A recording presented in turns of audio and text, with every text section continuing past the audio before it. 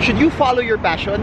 Should you do something that's earning less but you're passionate about it versus earning more with something that you hate, something that eats you up each day? What should you do? Check this video out.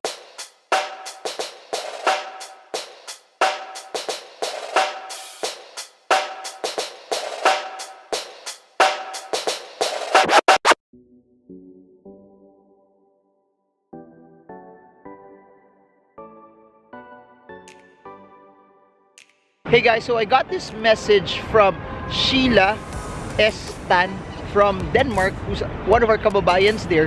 She's asking, Marvin, I'm making a lot of money, but I'm not enjoying. I have an option to do what I love, but earn less. And I got another question, almost similar from Rex M. Santos. His question is this: I have a chance to earn 200,000 pesos doing something that I don't like versus something that I love for 100,000 pesos. What would you do? So for me, the answer is, it's generally simple, but in a way also you have to temper it also with being responsible. What do I mean by that? We only have one life to live. For me, if I was faced with that decision, I'd pick taking something lesser but doing something that I love. Why? The biggest thing that you can do to hurt yourself is to regret what you're doing. You don't want at the end of your life being miserable, or you going through the grind just earning money doing something that you'll regret anyway. One life to live. Do it with something that you know you love to do. Do it with something that you know you're making a difference in the lives of other people around you. Do something that you know you're called to do. Don't waste your life living someone else's dream. Do something that you know you love. Because when you love it so much, guess what? It may be 100,000 pesos now, but because you love it, you will be so good at it. And because you become so good at it, chances are you will earn more and you won't be miserable. You will earn more, but it makes you feel alive. It may be hard at the start. You may be earning less at the start, but it's okay. Now, here's what I say, that you need to be responsible also. Check. If you have kids, you have a family, check how much your budget is. Also communicate this to your wife. It has to be something, when I say responsible, that hey, even if you take something lesser, you do something that you love, you won't negate your responsibilities as a father, as a husband. If it's just sacrificing a little bit based on your expenses, from the schooling, from what you're gonna eat, communicate it with your wife. If she's okay with it, she has no concerns, no doubts about you following what you love to do, then go for it. But here's where a lot of people make the mistake.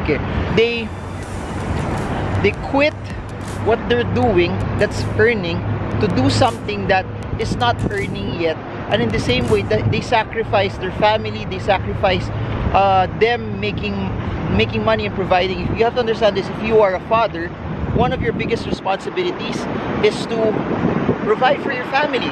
One of your biggest responsibilities is to put food in the table. One of your biggest responsibilities is you have to take care of the needs of your wife and your kids. So if the job, the business that you want to do, that you're passionate about, won't pay for the bills, so probably it might not be worth it still. My suggestion, number one, do your best in your job that you don't like. Earn as much, save as much, but after your job, do the thing that you're most passionate about. It's not anymore. You can do both until it comes to a point in time that something that you're passionate about makes more already for you, and that's how you can do it, and that's how you can spin it.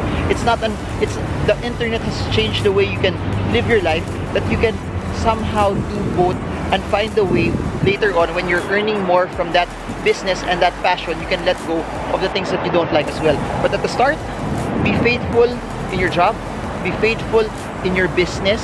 Even if you don't like it, it will lead to be something that you will like. It will lead you, and it will allow you to do something that you will like later on. My suggestion also, in whatever you do, business, investments, throw your whole self at it.